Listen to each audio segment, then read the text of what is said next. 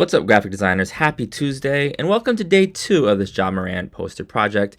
And in this video tutorial, I'm going to talk to you about the difference between dropping opacity and dropping fill as it relates to writing this text along the perimeter. And I'm going to give you guys a little bit of feedback. So let's jump right on in, and we'll start with, I think, Brooke.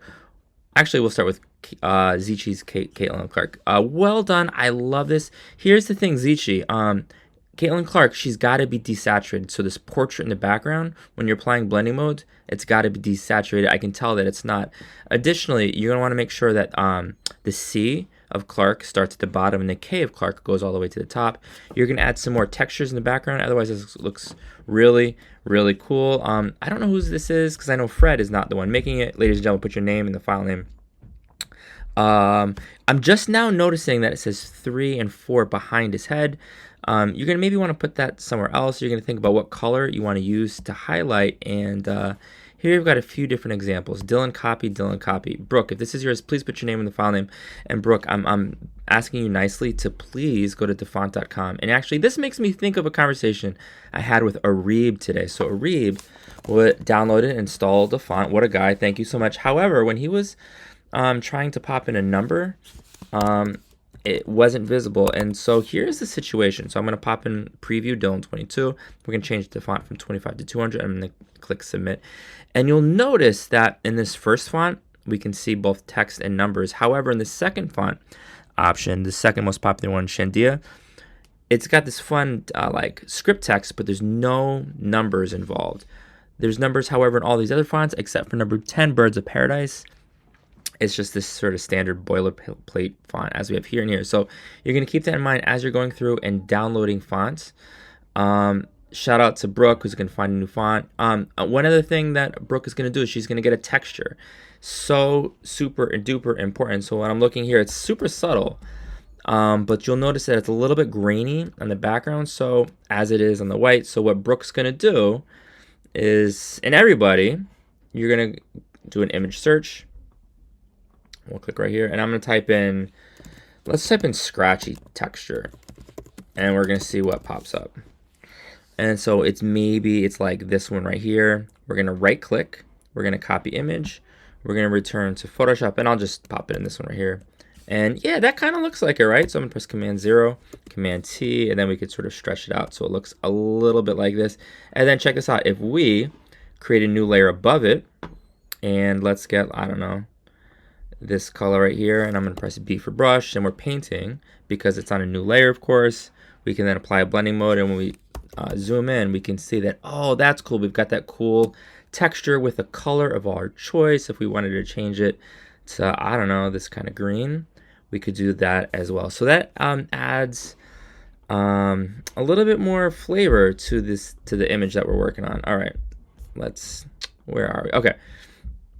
We're still looking at images. Thank you, Brooke. Oh, and you know what? Shout out to Ernest, who has textures. Ernest, I don't love this texture, so maybe you're going to want to find some more. And one of the things I appreciate that Ernest did is he dropped the fill on Jackie's name, although he's going to want to increase the size. And you know what? Here's what we're going to do. We're striving for professionalism. I know that this text is above Jackie's chest and his face, right? It's on top of it. But what we're going to want to do is we're going to try to get it in between. We're going to try to like sandwich it the way Morant is.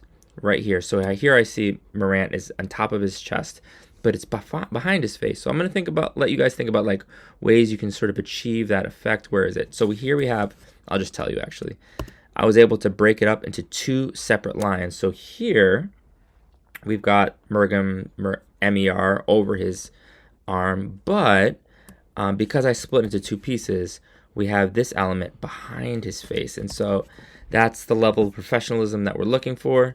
Let's keep it moving. Oh, okay, this is a fun start. Lindina poster. Well done. I'm not loving this shade of purple. And I think we can get a more dynamic action shot. But I really like this wonderful start. And there are a few examples from the other day. All right, so here's the last thing that I'm going to talk to you guys about. If we, ladies and gentlemen, wanted to add text, all right, where we don't see the image itself, you know what we'll pop it on our room. Okay, here is, you know what? We'll just do it right here. I'm gonna press T for text. I'm gonna write something I sadly don't see yet. I'm gonna make it white, and then I'm gonna drag it to the top. There it is. Okay, so here we have this nonsense text, right? In the layers palette, if I click opacity and I start dragging it down, I can see that at 64%, it's pretty translucent. 23%, it's very faint. At 4%, you can barely make it out. 9%, you can see it just a tad. All right. But what's the difference between that and fill? So right underneath opacity is fill, and I'm going to drop it down, and it's operating exactly the same. However, ladies and gentlemen, when we're on this layer, and you guys rock. You guys rock for paying attention. All right. What we're going to do now is add a layer style, and so I'm going to click effects, and I'm going to click stroke, and I notice it's in the outside, and we're going to have this the size of it at 5 pixels. Check this out. If I drop the opacity, everything's disappearing, including that black outline. Yes, you guys see that? However, when I modify the fill and I drop the fill all the way down, the interior color of the text disappears, but the stroke remains at like 100%. So here it is at 33%, 100%. Super cool, ladies and gentlemen. I'm really excited to see your work. I'm excited for you guys to go to dafont.com for you to experiment with fill and opacity and all these cool textures. Let me know if you have any questions. Good luck.